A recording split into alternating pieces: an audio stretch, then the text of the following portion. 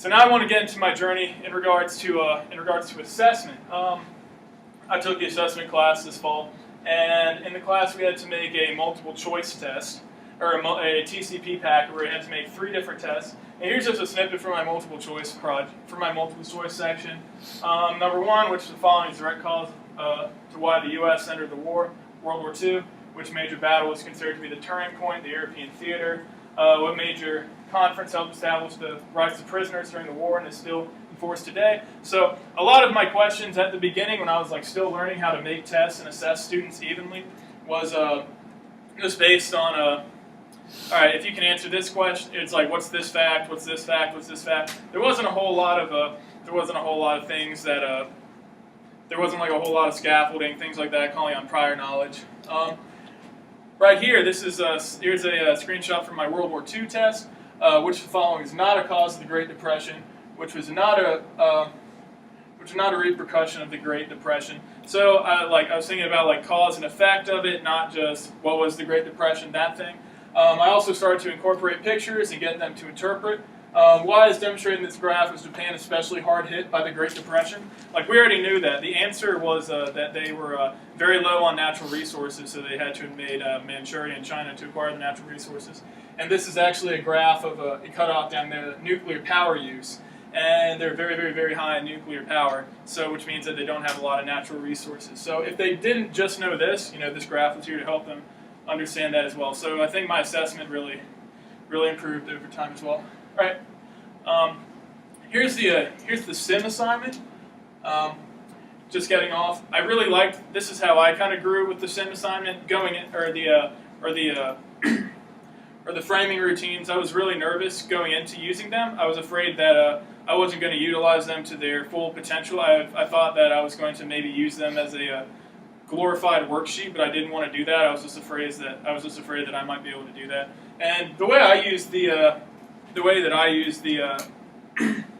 these was I had a key topic, which was imperialism. I never introduced a topic with it. I always used it to hammer it home. So imperialism, and we were talking about the European conquest of Africa, India, East Asia, the 1800s, political economic ideology as the causes behind that. So here's another example. This is the last framing routine that I did. I did the causes of World War II. It's about fascist aggression, Treaty of Versailles, Hitler's actions, and we all filled these out as a class.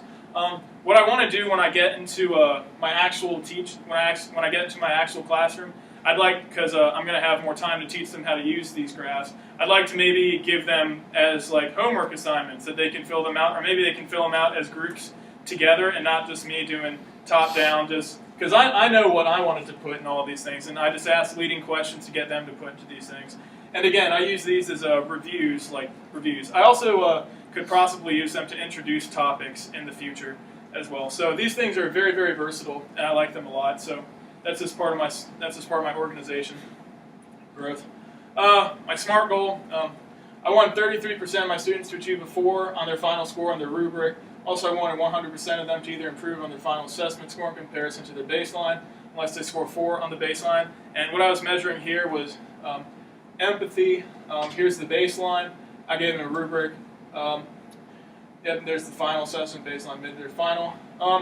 This is probably the worst part of this is probably the thing that I need to improve on the most. I really thought that I understood the assignment, but I didn't understand the assignment. What I needed to do was I needed to make a more detailed rubric for them to hit it. What I did was I just gave them a score based on what I thought, and I kind of dropped the ball on this assignment, but I don't want it to be like a black mark on my career in the master's program here. So what I failed here or didn't achieve as well as I thought I could have, I'm going to use what I learned and what it should be and what I can do in the future to actually be able to implement this better when I get to my school.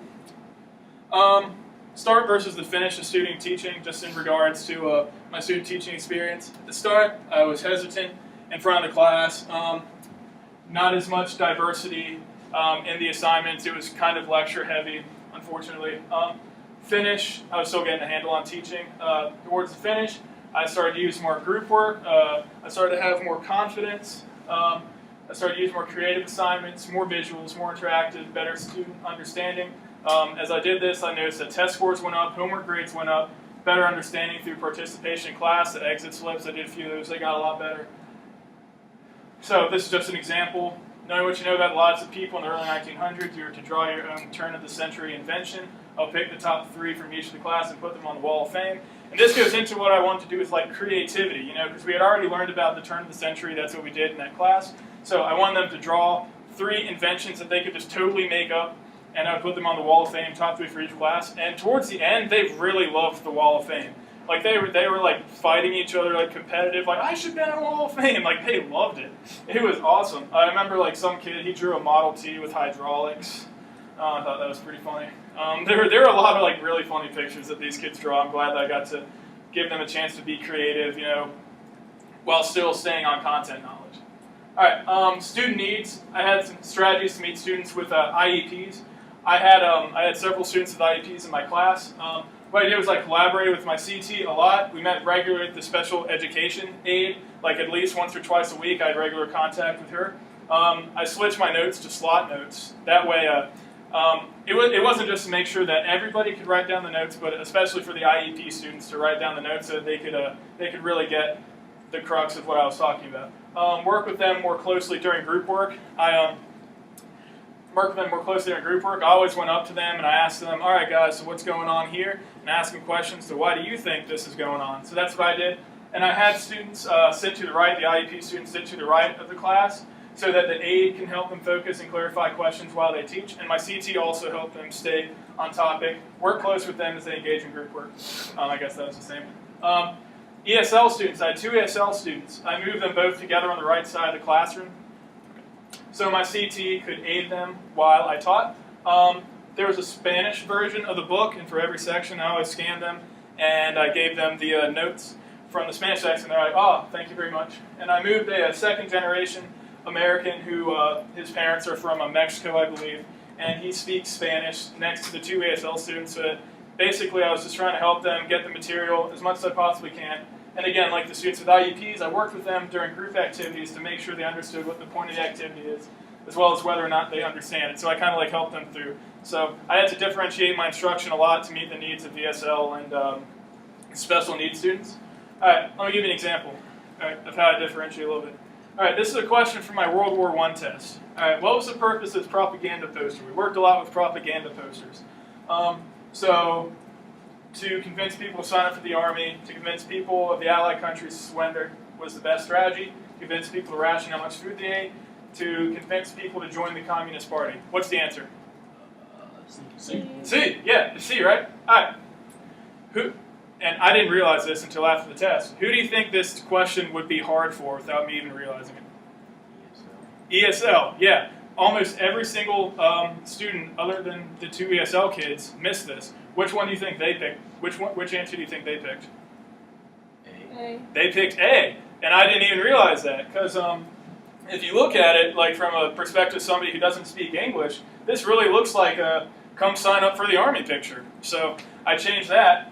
So on my World War II test, my last test, I didn't incorporate any political cartoons, and if I do, I'll make sure we cover them like in class, just to make sure that, kind of like an easy question, make sure like everybody can be on board for that. Class with management techniques. I learned these behavioral management techniques as a camp counselor, especially, and I was able to apply them to a classroom setting, which I was actually really good at. Make sure the students know the rules, make sure they know the consequences, make sure the consequences are fairly applied. Like if one student does this, you have to do, you have to do the consequence. So like it doesn't matter who the student is, you don't want to make it look like you're follow your own rules. That's the most important. Like for camp, I remember you said like no cussing, no cell phones, no running by the pool, and then the students see you do it, they're going to just totally disregard your rules. They're going to be Mr. Atkinson, he doesn't really care. His rules they're made up. They don't apply to him. They don't apply to me. So, and I got this one from Professor Hicks. I really like this one. Take care of the behavior, not the student. I really tried to use that in the classroom. Just nip the behavior in the bud, but don't make it personal. Don't make it for the student. Just stop the behavior. All right. So this is towards the end of my journey. Goodbye. Towards the end of up to this point. Here's the thank you, Mr. Atkinson poster they all made. They all signed it. This one is my favorite. Thank you for putting up with me. Smiley face. Good luck wherever you go. Okay, and yeah, because I had a few behavioral issues with her, but we worked through them. And yeah, this is the last one.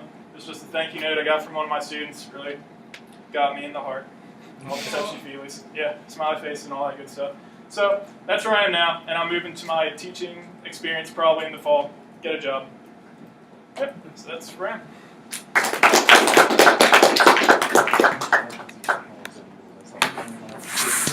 Okay, so questions, please.